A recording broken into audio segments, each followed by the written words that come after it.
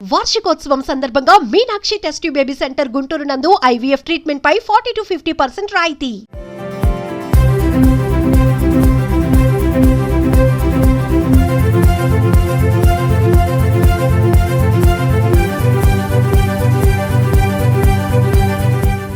ఒక్క బస్సు అది ఒక గ్రామం మొత్తాన్ని ఆనందంతో కన్నీళ్లు పెట్టిస్తుందా?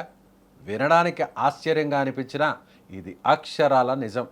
48 ఏళ్లుగా బస్సు ముఖం కూడా చూడని ఒక చిన్న గ్రామంలో మొదటిసారి పల్లె వెలుగు బస్సు వచ్చింది. ఆ క్షణం కోసం దాదాపు అర్ధ శతాబ్దం ఎదురు చూసిన గ్రామస్తులు బస్సుకు హారతులు పట్టారు, పూలదండలు కూడా వేశారు. ఆనందంతో కళ్ళలో నీళ్లు తెచ్చుకున్నారు. అసలు ఆ గ్రామం ఏది? ఎందుకు అక్కడికి ఇన్ని సంవత్సరాలు బస్సు వెళ్ళలేదు? ఈ వీడియోలో తెలుసుకుందాం. మనకు బస్సు అనేది రోజు కనిపించే సాధారణ రవాణా సౌకర్యం. కానీ నంద్యాల జిల్లా కొత్తపల్లి మండలంలోని జానాలగూడెం గ్రామ ప్రజలకు మాత్రం అది ఒక కళ. ఒకవైపు దట్టమైన నల్లమల అడవులు, మరోవైపు కృష్ణానది మధ్యలో ఉన్న ఈ గ్రామం ఎన్నో ఏళ్లుగా సరైన రోడ్డు సౌకర్యం లేక ప్రపంచానికి దూరంగా జీవించింది.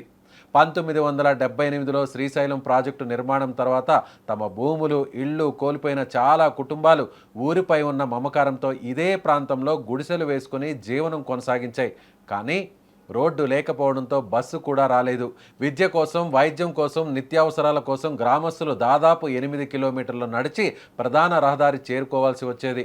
అనారోగ్యానికి గురైన వారిని భుజాలపై మోసుకెళ్లిన సందర్భాలు కూడా ఎన్నో ఉన్నాయి.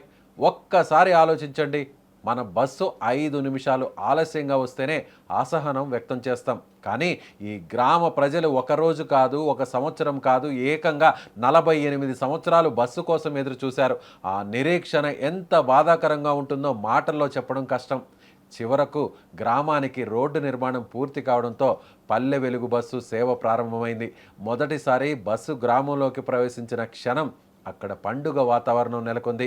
చిన్నారులు చప్పట్లు కొట్టారు, మహిళలు హారతులు ఇచ్చారు, పెద్దలు పూలదండలు వేసి బస్సును స్వాగతించారు. ఆ దృశ్యం చూసిన వారందరి కళ్ళలో ఆనంద బాష్పాలు మెరిశాయి.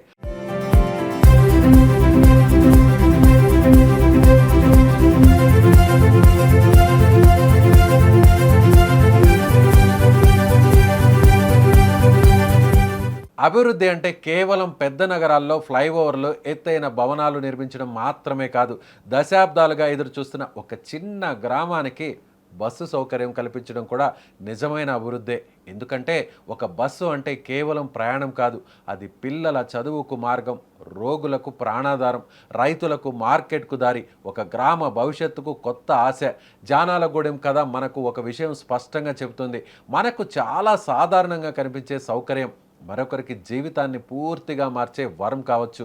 48 ఏళ్ల నిరీక్షణ తర్వాత ఆ గ్రామంలోకి వచ్చిన ఒక బస్సు కేవలం ప్రయాణాన్ని మాత్రమే కాదు, ఒక కొత్త జీవితాన్ని కూడా తీసుకొచ్చింది. దీనిపై మీరేమనుకుంటున్నారో కామెంట్ రూపంలో తెలియచేయండి.